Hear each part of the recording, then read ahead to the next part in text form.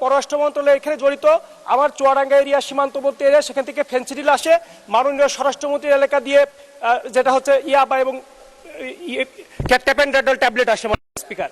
এইভাবেই আমাদের দেশে ছেড়ে যাচ্ছে সবকিছু, এবং আইন মন্ত্রণালয়ের মাধ্যমে এগুলো ঢুকছে, পরে 2 দিন পর বের হয়ে আসছে আইনের। ক্যারিয়াররাই বারবার ধরা পড়ে, কিন্তু বদির মতন যারা ইয়াবা ব্যবসার সঙ্গে জড়িত হিসেবে সমস্ত সরকারি দপ্তরের রিপোর্টে উঠে আসে, তারা সংসদে যায়।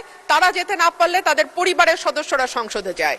যতদিন পর্যন্ত মাননীয় স্পিকার, যতদিন পর্যন্ত না আমরা যারা সরাসরি মাদকের ব্যবসায় যুক্ত এবং যাদের হাত দিয়ে মাদক বাংলাদেশে প্রবেশ করে টেকনাফ দিয়ে, সেই মানুষগুলো মূল হোতাদের যতদিন পর্যন্ত আমরা ধরতে না পারবো মাননীয় স্পিকার, আমার মনে হয় না কোনো আইন দিয়ে আমরা এই সমস্যার সমাধান করতে পারবো। আইন যথেষ্ট শক্ত মাননীয় স্পিকার। 2019 সালে গ্রেপ্তার হয়েছিলাম, বাড্ডা থানায় আছি রিমান্ডে।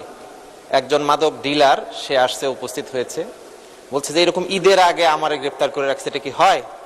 যে কোনো উপায় আমাকে ছাড়ার ব্যবস্থা করে দেন।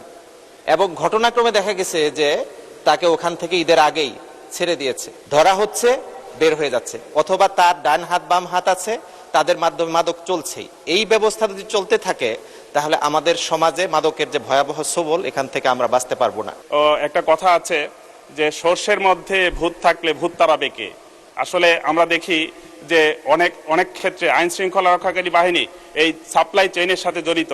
যারা মাসোহারা নিয়ে মাদক সেবনে সহযোগিতা করে, যারা মাসোহারা নিয়ে নিরাপত্তায় নির্বিঘ্নে মাদক বিক্রিতে সহযোগিতা করে, এই বিলের মধ্যে তাদের ব্যাপারে ব্যবস্থা গ্রহণের কোনো সুযোগ নাই মাননীয় স্পিকার। আমাদের পার্শ্ব প্রতিবেশী যারা পার্শ্ববর্তী দেশ পানির ব্যাপারে কৃপণ হলেও মাদকের ব্যাপারে বেশ উদার।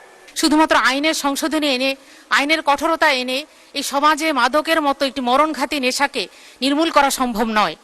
আমি মনে করি এখানে নৈতিকতার যে শিক্ষা, সেটা যদি আমাদের জাতি হিসেবে নৈতিকভাবে উজ্জীবিত না করতে পারি, তাদেরকে মোটিভেটেড না করতে পারি, তাহলে আসলে এই মাদক থেকে এই সমাজকে মুক্ত করা সম্ভব নয়। যারা কেরিয়ার, দেখা যাচ্ছে যে তার দিন আনা দিন খাওয়া, তার পরিবারে বাড়ি ঘরদোর নাই, অথচ কোটি টাকার মাদক পাওয়া যাচ্ছে।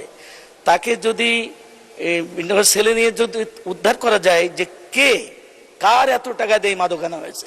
এই জন্য মদকে শুধু নিয়ন্ত্রণ নয়, এটা হারাম করে দেওয়া দরকার। স্পিকার, আমি বলতে চাই যে আসলে এই মাদক ব্যবসা যারা করে তাদেরকে চিহ্নিত করা খুব কঠিন বলে আমি মনে করি না। আজকে যারা মাদক ব্যবসা করছে, এই ব্যবসায়ীরা, এই গডফাদাররা আমাদের সমাজেই চলাফেরা করছে দাপুটের সাথে। এই জন্য তাদেরকে চিহ্নিত করা এবং তাদেরকে যদি শাস্তি দেওয়া যায়, তাহলে মাদক সেবনকারীরা এমনি বন্ধ হয়ে যাবে। আমি আমার নির্বাচনী ইশতেহারে জনগণ